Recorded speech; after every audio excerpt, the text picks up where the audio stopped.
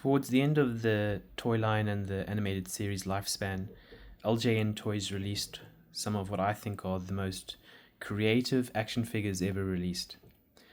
They're kind of weird, I admit, but they're actually super cool, and I don't know if they get enough credit. This is the Berserkers line within the vintage Thundercats toys, and there are 4 of them. This is my childhood Hammerhand, who's the leader. He looks nothing like he does in the cartoon, but he looks damn cool over here. So let's take a closer look. Yeah, I mean, look at this dude.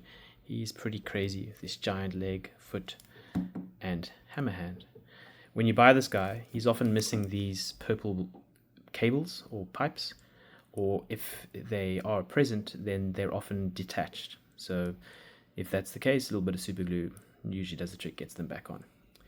So Hammerhand's, his head moves and things like that, but his big play feature is his hammer hand. And his hammer hand does 2 things. You can hook it like that, and you can, kind of almost like a gun, you can pull this in and he picks things up.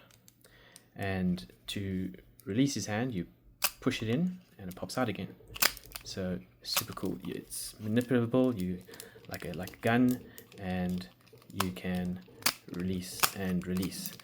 Sometimes his hand can get a bit stiff, and I found with a tiny little bit of a lubricant like Q20 or WD-40 in there, and you kind of move it around a bit, it releases it in no time.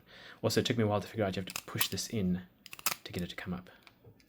In, up. But that's Hammerhand. He's the leader of the Berserkers. Super cool figure.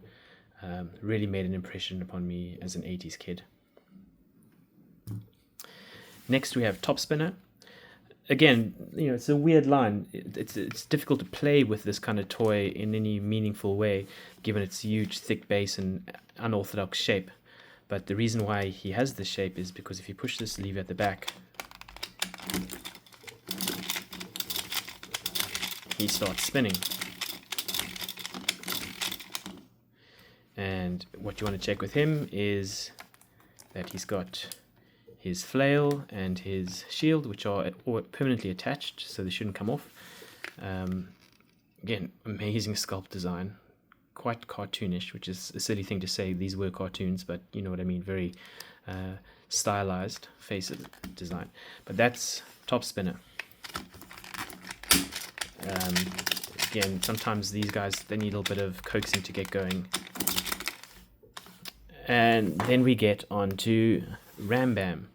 Ram Bam kind of reminds me of what's the name of the Motu figure, whose name has just escaped me, who has the pull chain and drives on his chest, the robot guy. Come to me in a sec.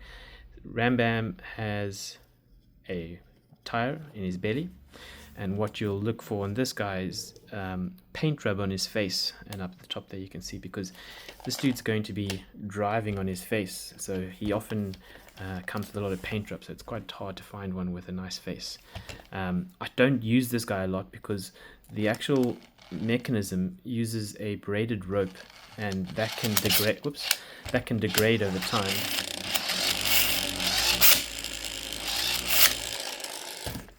And that's how he goes. Super cool, but like I said, the rope's a bit tender. The face paint can also rub off, so I tend not to use his action feature too much.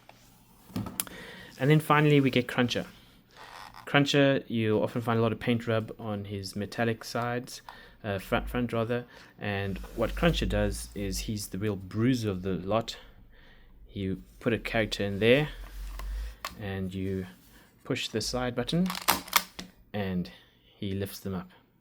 Again, super cool, super creative characters.